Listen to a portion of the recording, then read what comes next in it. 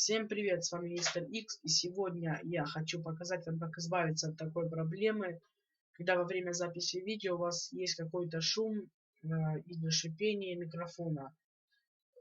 Это очень распространенная проблема, и чтобы от нее избавиться, для начала нужно зайти в пуск и в строке поиска ввести такую комбинацию DX, D, IG.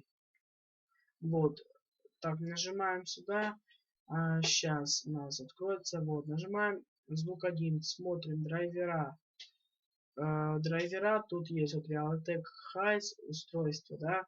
И вот у нас вот версия, дата и драйвера. Неполадок не найдено. И звук 2 то же самое.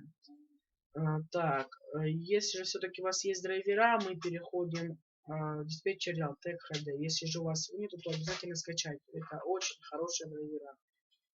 Заходим и переходим во вкладку микрофон. В вкладке эффект микрофона мы ставим тут везде галочки. Если же не будут, то это выглядит вот так вот. Сейчас будет шипеть и будет эхо. А если ставить галочку, вас будет очень хорошо слышно. Далее нажимаем калибровка микрофона. Нажимаем далее. Громкость микрофона ставите как вам удобно.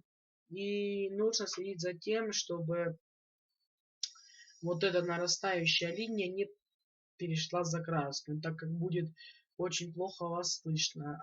Не надо сильно громко говорить или ставьте микрофон подальше от рта, чтобы не было такой проблемы. Ну, я вам все подробно рассказал. Если вам помогло, ставьте лайки, подписывайтесь на канал. Всем спасибо, всем пока.